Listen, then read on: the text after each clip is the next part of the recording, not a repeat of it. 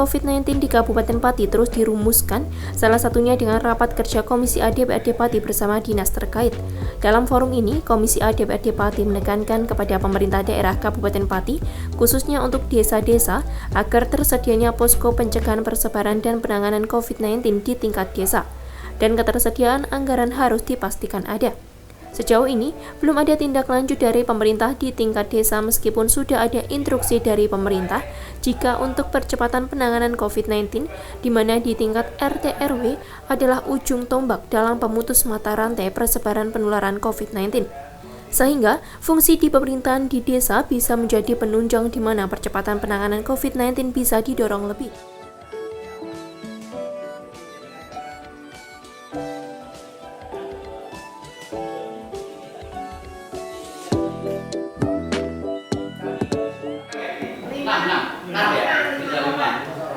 Begini Pak, pengalaman Kabupaten Pati kan molor jauh.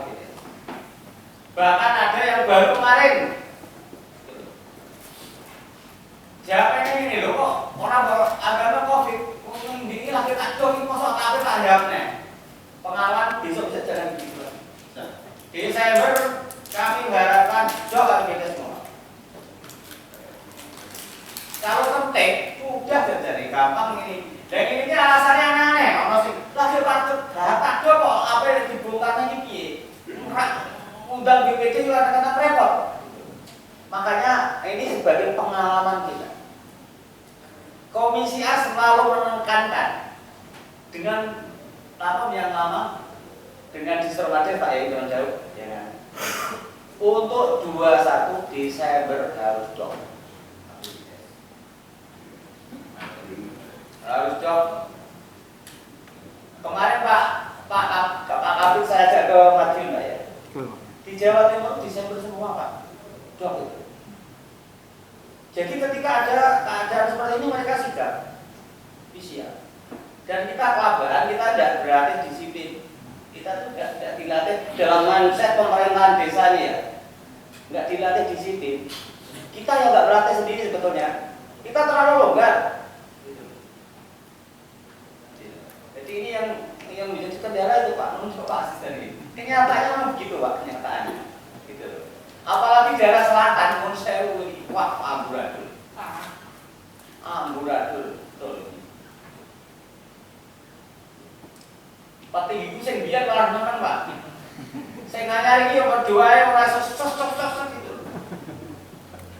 Makanya ini nanti komisi A langsung turun Pak, Bapak Ibu gitu. Setelah ini kita jadwal kita turun ini dasarnya yang kita rebut ini dasarnya ini menjadi patokan kita. Ya, gitu kan? Nanti jadi resume Pak Serpa. Jadi catatan rapat ini masukannya seperti apa? Ini menjadi sangune komisi A nemu di saat ini. Pak Tahu ya. Nek ana desa sing rada brengkele diundang lho Pak. Diundang kabupaten monggo. Diundang aja. Desa ini siltate ya, pokoknya apa siltate ya. Nah jaluk siltat komisi A diuber orang apa Mas? Ini komisi A nggak beda ya, menurut saya nggak beda. Jadi sisi rapat kita jam 9 saja. Menurut saya Pak, jadi terlambatnya 1 jam. Kita biasakan untuk terutama OPD yang di bawah komisi A. Komisi A sudah komitmen dari awal tepat waktu. Jadi, orang-orang sedikit ya. Saya kira itu, jadi kita sudah tampung ini masukan-masukannya. Kendalanya apa? Intinya, kemauan desa yang lemah. Tadi saya katakan, walaupun laporannya 155 posko, 155 posko. Tambah berapa Mbak Sendang? Tambah berapa ya?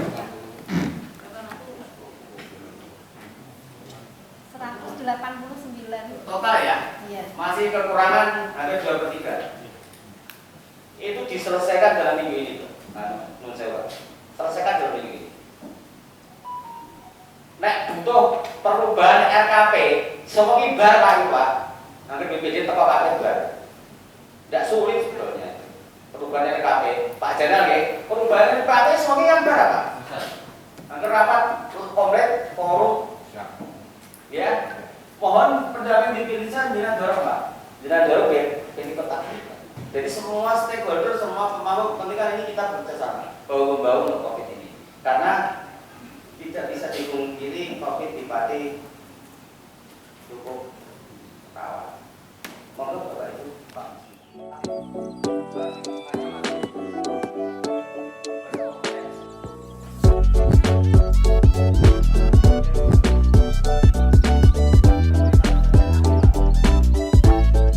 Ketua Komisi A DPRD Kabupaten Pati, Bambang Susilo mengatakan, kesimpulan rapat tersebut bahwa dari total 401 desa di Kabupaten Pati, hanya beberapa desa yang sudah menganggarkan.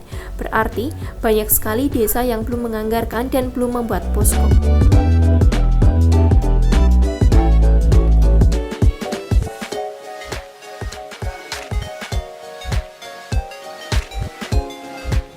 Ya, terkait dengan hasil rapat hari ini Pak, Komisi A apa aja Pak? Jadi kan Komisi A menekankan satu untuk khusus pemerintah desa ya, dan ketersediaannya posko di desa dan ketersediaan anggaran harus dipastikan ada. Ini kan hanya tadi di hari rapat kan diketahui hanya beberapa desa yang sudah menganggarkan, berarti masih banyak sekali desa yang belum menganggarkan. Nah, dan masih banyak sekali desa yang belum bikin posko. Padahal kita tahu ada tambahan 6 BDP, apakah nanti jadi positif apa enggak kan kita tidak tahu, kita waspada ini. Jadi pemerintah kabupaten harus menggerakkan seluruh elemen pemerintahan, baik di kecamatan maupun desa. Kalau enggak itu susah Pak penanggulangan. Kalau yang ini Pak, Satpol tadi Pak, gimana arahnya Pak? Satpol tadi kan khusus tempat hiburan, kita kerumunan, tempat hiburan, untuk kami dorong setiap hari harus bergerak, tidak ada jeda pokoknya setiap hari harus bergerak ke tempat hiburan, ke kerumunan, ke kafe-kafe yang berpotensi berkerumun ya dihimbau untuk dibubarkan. Untuk sanksi Pak, gimana nanti? Apa kebijakannya seperti apa? Gimana? Untuk sanksinya nanti seperti apa bagi yang masih? Sanksi hukum belum ada sanksi hukum. Teguran Ya hanya maklumat Kapolri ya itu yang kita pakai dasar itu. Maklumat Kapolri pakai dasar. Nanti kan harus ada kerjasama antara Satpol dan pihak kepolisian. Karena pihak kepolisian kan termasuk salah satu unsur pimpinan gugus tugas. Jadi mau tidak mau ya pihak kepolisian harus ikut aktif. Pak, tadi katanya ada mengemuka desa yang apa? Banyak perantauannya tuh justru belum ada poskonya itu gimana Pak? Hanya itu di daerah selatan utamanya. Itu kan di daerah selatan contohnya ini satu contoh di desa di Kecamatan Tambaroma itu kan ada sentral konveksi. Namanya Hilir Mudik Jakarta, Pati Jakarta Pati itu sering. Peran posko diharapkan seperti apa sih Pak fungsinya? Peran posko ya sesuai dengan juknis yang disebarkan oleh Sekda ini. Kan ada juknis. Harus apa, tindakannya seperti apa. Ya kita harapkan ini ditindaklanjuti, diimplementasikan secara nyata. Ya ini kan untuk pengawasan dari Komisi A Pak, terkait banyak yang sudah mendirikan posko tetapi tidak memenuhi protokol kesehatan, nanti langkahnya seperti apa? Itu kan satu tadi di rapat kan mengemuka hanya sekedar bikin posko. Ketersediaan anggaran belum ada. Sehingga actionnya tidak ada ya, cuma sekedar posko saja. Posko ya hanya sekedar spanduk, himbauan, kemudian hanya tempat ini posko saja. Tapi actionnya ada, anggarannya juga belum tersedia. Ini yang tidak kami inginkan. Kami inginnya ya anggaran harus tersedia di APBD, itu aja. Ya, supaya sidak dari Komisi A Pak, kapan rencananya? Sidak kami bagi 3 tim. Jadi untuk mengefektifkan waktu ini kan kita diberi waktu oleh Banus 1 minggu ini untuk sidak. Kita terjunnya ke kecamatan Pak, nanti bisa rekan-rekan wartawan bisa mendampingi. Jadi ada 3 tim dari Komisi A untuk menyebar di seluruh kecamatan di Kabupaten Pati.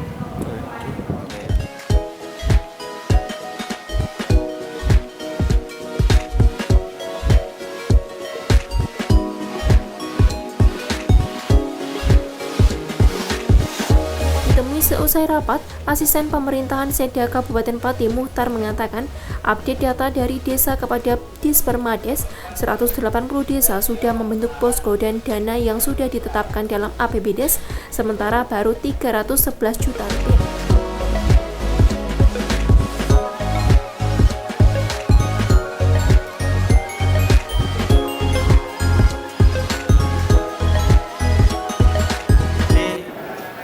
Hari ini sedang kita laksanakan rapat bersama dengan teman-teman Komisi A. Intinya mengevaluasi dan memastikan sejauh mana responsif desa di dalam rangka bersama dengan pemerintah daerah untuk tanggap COVID-19 ini. Peran desa sudah diatur dengan jelas bahwa desa bisa mengambil perannya dengan membentuk posko penanganan di desa dan mengalokasikan dana untuk kebutuhan posko. Bisa diambilkan dari dana desa, bisa diambilkan dari dana bagi hasil pajak dan retribusi daerah untuk desa, dan mungkin dari sumber dana desa lain.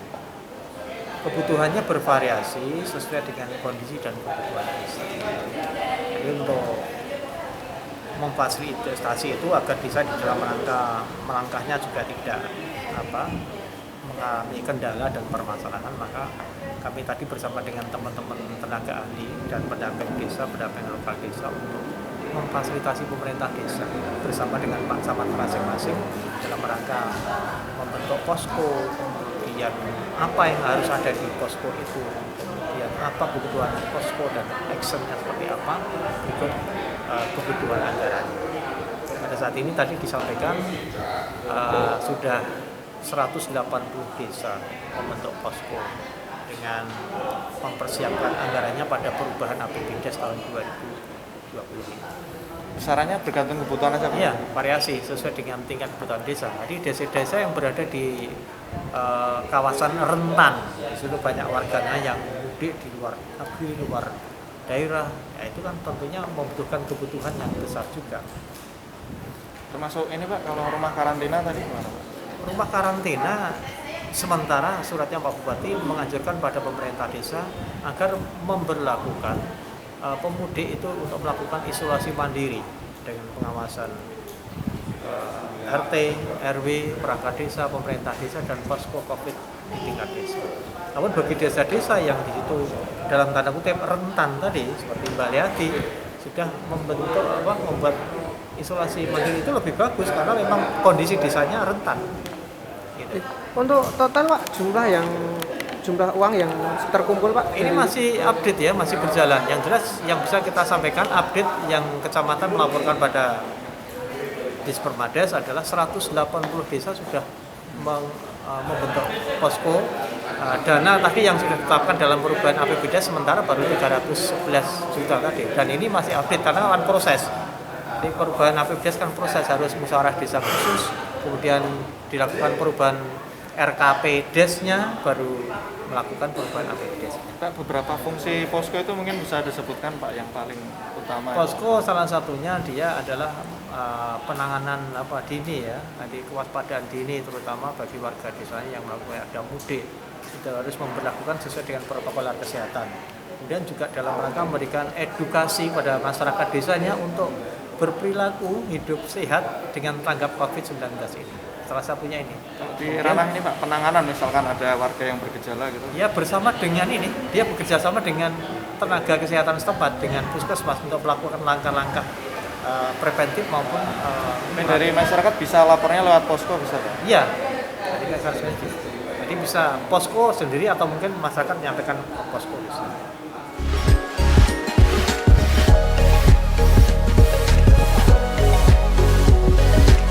Lanjut, melalui rapat kerja ini, Komisi A berharap pemerintah daerah harus menggerakkan semua elemen pemerintahan, baik di tingkat kecamatan maupun di tingkat desa, agar penanganannya lebih maksimal. Oksanuraja, Simpang 5 TV, melaporkan.